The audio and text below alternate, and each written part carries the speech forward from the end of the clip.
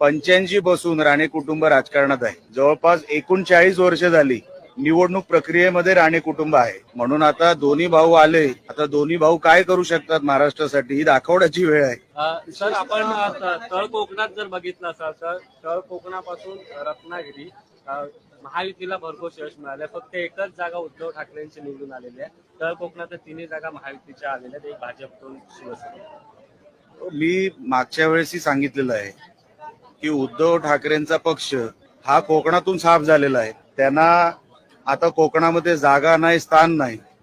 40 वर्ष कोकणाला ज्या पक्षाने मूर्ख बनवलं, लोकांनी त्यांना जागा दाखवली. हे मी लोकसभेलाही म्हटलं होतं की फक्त कोकणी माणसाला भावनिक करून जर तुम्ही मतं घेत असाल आणि ओसाट जर ठेवत असाल कोकणी माणसाला, कोकणातल्या जमिनीला, तर कधी ना कधी कोकणातली जनता ही तुमच्यावर वचपा काढणार आणि तो वचपा काढलेला आहे.